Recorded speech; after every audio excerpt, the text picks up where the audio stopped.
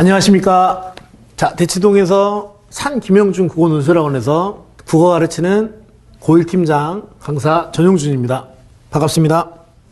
자, 지금부터 숙명여고 1학년 학생들 그리고 이제 학부모님들을 위해서 제가 간략하게 영상을 띄워 보낼 텐데요.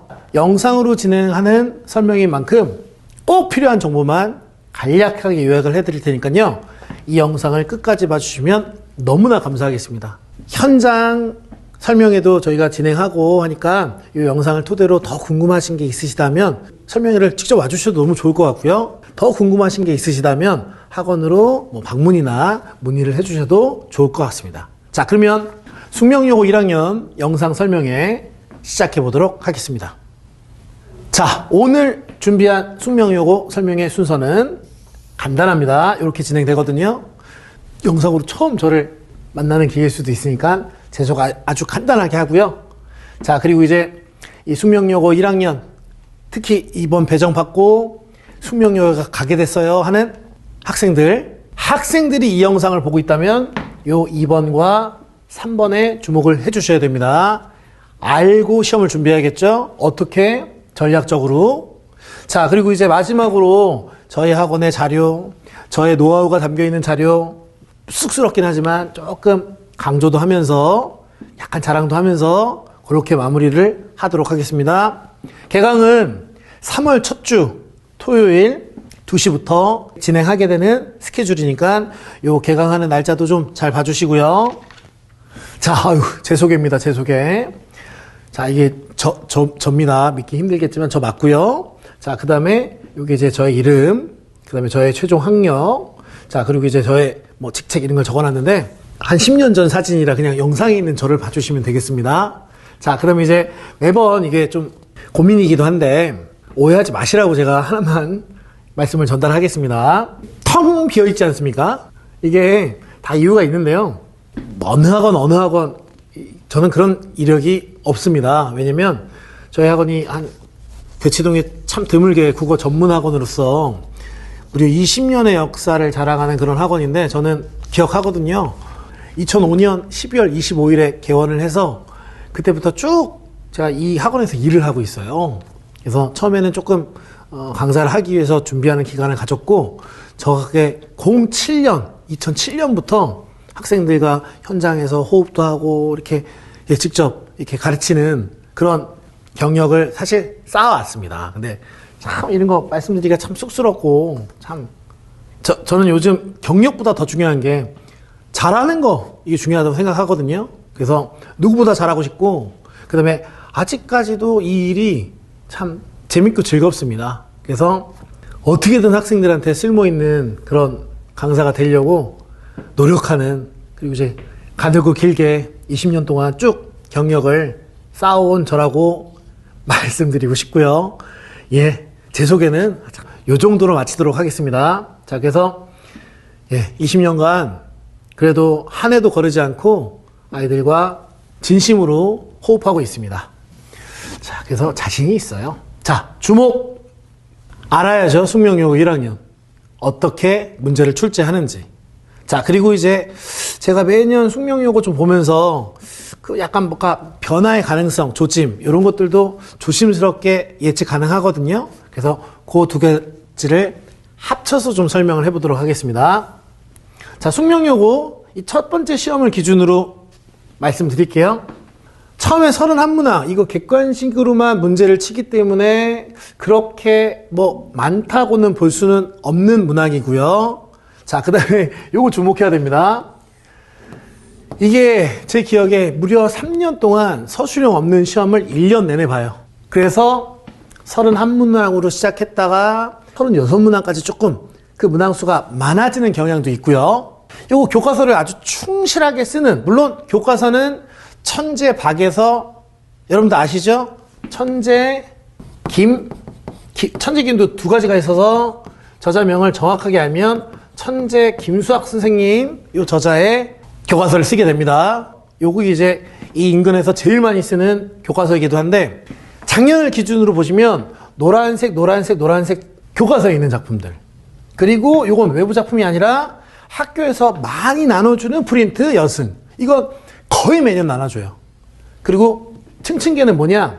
요건 작년에만 나왔던 그런 작품입니다. 뭔지 아시겠죠? 그래서 문제를 어떻게 내냐? 연계문학으로 문제를 내는 거예요. 시세편 묶어서 8문제. 그리고 교과서에 있는 허생전, 고전수술을 가지고 한 6문제. 이건 늘 내왔던 방식으로. 자, 그 다음에 숙명여고 특징 중 하나는 뭐냐? 천재박에 있는 이 등나무 운동장 이야기 수필은 말랑말랑해서 많이 어렵지 않아서 다른 학교들은 잘 가르치지도 않고 문제를 내지도 않습니다. 근데 숙명은 그 교과서에 있는 제재 하나하나를 자신들의 방식으로 문제를 내는 방식이, 스킬이 있어요. 제가 봤을 때. 그리고 매번 시험 볼 때마다 어휘, 그러니까 여러분들 지금 방학 때 하고 있는 거, 그 사자성어, 이음절 한자어, 관용어, 속담, 뭐 혼동되는 말, 이런 걸 다 주거든요. 그거를 선택지에 녹입니다. 그래서 어떻게 보면 기본기에 충실하면서 교과서에 있는 제재를 충분히 10분 다 활용하고 있는 놀라운 학교 중에 하나죠. 자, 그래서 작문 단원도 사실 말랑말랑한데 특히 객관식으로만 문제 치르니까 복수 정답. 그래도 양심적인 건 답을 5개 중에 2개 골라라라고 정해줍니다. 근데 아무래도 답이 하나일 때보다 2개일 때는 오답률이 높아질 수 있겠죠. 그래서 서술형 없이 객관식으로만 문제를 치르는데 문항수를 늘리는 방법, 난이도 조절 방법. 자, 그 다음에 복수 정답 답 2개를 골라라. 어떤 시험에서는 복수 정답에 2개 고르는 문항 개수가 9개까지 막 10개까지 늘어나기도 합니다. 그런 게 일종의 객관식으로만 문제를 치르는 학교의 킬링 문항일 수 있겠죠? 자, 그리고 이제 문법은 작년에는 보기 그냥 주면서 적당하게 따박따박 중3 때 배웠던 의문체계 프린트 나눠주면서 한 10문제 정도를 냈는데 그 이전 해에는 모의고사처럼 요거 저희 학원 쭉 다니는 학생들은 구정연휴 과제집에 제가 넣었어요. 본문 주면서 본문에 있는 내용 확인하면서 독해하면서 요즘 이게 문법 문제 내는 추세니까. 그리고 무려 8문제를 쭉 연결시켜서 문제를 냅니다. 아주 사이즈가 큰 그런 문제도 잘 출제한 학교죠. 그래서 정리하면 교과서에 있는 거 제재들 버리지 않고 다 갖다 씁니다. 그러면서 유인물로 보완하고 유인물로 보완하는 그런 학교. 자, 그래서 보시면요. 무려 3년 동안 객관식 문제로만 출제를 했다. 근데 요게 이제 바뀐 교과서와 함께 변화 가능성이죠. 교육청은 특히 바뀐 교과서를 쓰면서 공교육 강화, 학교 선생님들의 역량 강화 이런 것들을 위해서 서술형 문제를 많이 내라고 합니다. 지금도 다른 학교들은 서술형 그 문항 비중이 한 30%, 40% 정도가 되는데 3년 동안 숙명여고는 서술형 문제를 내지 않았다는 거죠. 근데 그 이전에는 아주 악명 높은 숙명여고 서술형 문제가 있었어요. 그래서 제 예측이지만 이 교육청 공고를 따른다면 다시 숙명여고 스타일 숙명여고는 서술형 문제 1, 2, 3 이렇게 쓰지 않습니다. A, B, C, D 이렇게 해서 HI까지 가거든요. 그래서 예전에는 그러니까 이 이전 2018, 19, 20, 21은 무려 50점을 특유의 서술형 문제로 문제를 내왔는데 제가 워낙 이 학원의 고인물이다 보니까 요 숙명여고의 예전 그 스타일이 부활할 가능성이 분명히 있을 것 같아요. 촉이 옵니다. 자, 그래서 이런 것들은 이제 어느 정도 예측 가능성 정도만 생각해 주시고 실제로 3월 첫 수업하면서 바로 알려주셔요. 그래서 들어간다 그러면 그 형식에 맞춰서도 공부를 해야 됩니다. 자, 그리고 이제 기존의 객관식 문제로만 문제를 출제하겠다라는 방식을 고수한다면 복수정답 2개 골라라. 요게 이제 킬링 문항이 될 수 있고요. 자, 그리고 이제 매력적인 오답. 당연히 이런 걸 객관식으로만 치르면 숨겨 놓을 수밖에 없죠. 근데 여기서 또 하나의 문제는 뭐냐? 이렇게 해도 결국 여고고 잘하는 학생들이 막 드글드글하고 2번 다 100점을 맞아야 1등급이 나옵니다. 이게 지금 숙명여고 국어의 이전의 출제 방식의 함정이에요. 그래서 제 예측컨대 이런 게 좀 나와서 조금씩 좀 1등급 커트라인을 낮추는 그런 방법을 쓰지 않을까.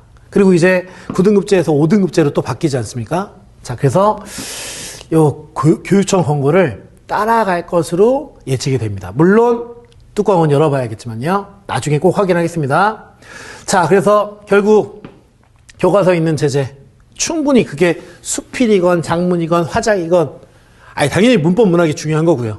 모든 걸 다 녹이는 그런 방식을 학교에서 자주 나눠주는 유인물과 함께 풀어낼 것이고요. 그리고 이제 작년에는 그 이전에는 잘 나눠주지 않던 그런 작품들도 살살 나눠주기 시작합니다. 원래 숙명여고 국어과에서 나눠주시는 작품은 정해져 있는 게 많았어요. 근데 그것도 교과서가 바뀌었으니까 그 바뀐 교과서와 함께 역시 변화될 가능성 조짐이 있습니다. 자, 그래서 어떻게 바뀌든 제가 다 예측하고 대비해서 잘 준비를 해드리도록 할게요. 자, 그래서 요거는 이제 1년 내내 나눠줬던 특히 매년 거의 겹치는 그런 작품들로만 좀 구성을 해봤는데 바뀔 수도 있을 것 같습니다. 특히 바뀌는 그 과정에서도 이 어휘 프린트는 안 바뀌어요. 정말로 이 어휘는 바뀌는 일이 없잖아요. 그래서 어휘를 그대로 녹여갖고 제가 뒤에 구체적인 문제 보여드릴게요. 어떻게 이 어휘를 녹여내는지. 자, 그리고 이제 이 문법 프린트 안 바뀌어요. 근데 현대시와 고전문학 그리고 이제 독서 프린트는 바뀔 가능성도 있겠구나. 왜? 교과서가 바뀌니까. 이렇게 조심스럽게 예측 아닌 예측을 해보고요. 자, 그래서 요약하면 천재 김수학 그 바뀐 22년 개정 교과서를 역시 충분히 학교에서 연구하셔갖고 시험에 다 녹여낼 것이다. 그리고 이제 늘 하던 방식으로 유인물로 학습량을 늘릴 텐데 기존에 줬던 유인물이든 아니든 다 공부하시면 되는 거예요. 자, 그리고 이제 방법을 알았으면 구체적인 예를 보시고, 자, 여기 보이시죠? 적절한 거 2개 고르시오. 요거 이제 숙명여고 특유의 복수 정답. 근데 이런 게 이제 시험 볼 때마다 개수가 늘어나면서 7개, 8개도 비일비재하게 30문제 중에 묻는다는 거. 이런 것도 방식을 좀 알아두시고요. 아무래도 2개 골라라 하는 문제가 정답률이 좀 떨어집니다. 자, 그리고 이제 얘는 뭐냐. 그 전해 EBS 기출문제를 살짝 변형을 시킨 거예요. 근데 이건 숙명여고니까 가능한 문제인 게 여승이라는 작품은 거의 매년 냅니다. 그러면서 조금씩 탈바꿈하고 진화하는 걸 이런 문제들을 풀면서 잡아주셔야 돼요. 그러니까 이런 것들은 이제 문제를 내는 경향과 함께 어떻게 공부해야 되는지 무엇을 풀어야 되는지가 살짝 방향이 잡히는 거죠. 자, 그리고 이제 두 번째, 요게 이제 어휘 프린트. 어휘 프린트는 분명히 내년에도 똑같이 매 시험마다 사자성어 외워라, 관용어 외워라 할 거예요. 자, 그래서 이런 식으로 이제 다 문제마다 기가 막히게 써먹어요. 특히 고전 소설에 사자성어 내는 건 너무나 당연한 것이고, 그리고 이제 쉬운 제재 수필도 관용어 섞어서 제대로 외웠니 하면서 기가 막히게 문제를 만들기 때문에 이 방식은 숙명여고 선생님들이 거의 특화되어 있는 그런 문제이기 때문에 꼭 알아두실 필요가 있고요. 자, 그리고 이제 문법은 어느 학교나 다 똑같아요. 뭐 풀어야 됩니까? 이 숙명여고 기출문제를 풀기 위해서는 수능 문제, 고1, 고2, 고3 할 거 없이 학력평가 문제 싹 다 모아서 거기에 숙명여고 특유의 기출문제도 싹 다 푸시면 돼요. 그래서 요 지금 비표준 발음과 표준 발음 분석하는 문제는 예전 언제입니까 이거? 2018년 고3 문제 6월. 이게 6월, 9월이 교육청 모의고사니까 그거를 제대로 변형시켜서 내는 거죠. 똑같이는 못 내겠고. 자, 그래서 문법은 공부하는 방식이 정해져 있죠. 학력평가 기출문제 계속 풀어봐야 돼요. 자, 그래서 요거 얘는 뭐냐? 여기 보이시죠? A, B, C, D, E 이렇게 해서 F, G 이렇게 쭉쭉쭉 간다니까요. 뭡니까? 부활할 수도 있는 숙명여고 기출문제. 그래서 요건 이제 교육청의 권고도 있고 교과서 바뀌는 해고 TMI이긴 하지만 숙명여고 마지막 2학기 기말고사 객관식으로만 문제 치른 그 결과가 무려 좀 충격적이었는데 100점만 한 50명 이상이 나와버렸어요. 제가 요거는 이제 작년에 없던 문제 유형이지만 서술형 문제를 내지도 않는데 왜 넣어놨냐 이해되시죠? 너무 많다고요. 그 객관식으로만 문제 치르고 뭐 매력적인 오답도 내고 답도 2개 고르라고 막 여러 문항을 잡아내도 학생들은, 특히 여학생들, 금방 적응을 해버린다는 거죠. 자, 그래서 약간 예전, 이거 정말 나이 많으신 어른들만 알아들을 수 있는 막 본고사 시절에 교과서 기퉁에 있는, 부교재 기퉁에 있는, 프린트 기퉁에 있는 막 그런 것까지 외워서 적어야 되는 그런 숙명여고 특유의, 여고 특유의 서술형 문제가 부활할 가능성 충분히 있습니다. 자, 그래서 제가 정리를 해놓은 게, 매주 저희도 매주 나가는 과제집, 자료집을 통해서 교과서와 유인물 같이 학습하고 공부시킵니다. 자, 그 다음에 이제 고난도 문제 맞추기 위해서 어떤 문제를 풀어야 하는지는 대충 각이 나오죠. 특히 문법은 한여표가 그냥 계속 풀리는 건데, 연습을 차곡차곡 하는 건데, 숙명여고 특히 제가 직접 해설을 달아놓은 그런 기출문제 하나하나 따박따박 풀어내셔야 돼요. 그래야 문법도 실수 없이, 문학도 실수 없이 갑니다. 자, 그리고 이제 유인물도 올해는 바뀔 가능성도 충분히 있고, 그대로 줬던 방식과 문학작품 바꿀 것 충분히 다 여러 가능성들을 다 생각해서 교과서 바뀐 첫 해라 제가 학교 필기도 꼼꼼하게 확인하면서 수업 진행하겠습니다. 자, 그리고 이제 서술형은 지난 3년간 한 번도 그 특유의 문제가 나온 적이 없지만 올해 조짐이 심상치 않다. 이런 것도 좀 생각을 해보시고요. 그리고 이제 학교에서 딱 결정되면 저한테 바로 알려주셔야 됩니다. 아시겠죠? 자, 그래서 정리하면 교과서도 바뀌고 평가도 9등급에서 5등급으로 바뀌는 이 상황에 또 다른 변화 가능성, 앞에 얘기했죠? 서술형이 부활할 수 있다. 그 다음에 매년 주던 유인물도 그 작품의 제재를 바꿀 수 있다. 그래서 이런 가능성까지 모두 다 생각해서 자료를 꼼꼼하게 만들도록 하겠습니다. 자, 늘 하는 거고요. 테스트 보고 문자 전송 해드리고, 자, 그 다음에 이제 여학생들은 질문이 많습니다. 그 질문을 언제든 받고 주고받으면서 다 답해줄 거고요. 자, 그 다음에 학원 자체 교재, 거기에 제 노하우, 그 다음에 제 나름의 기준을 가지고 문제 싹 뽑아갖고 매주 과제집 한 권씩 나눠 드릴 테니까 밀리시면 안 돼요. 안 됩니다.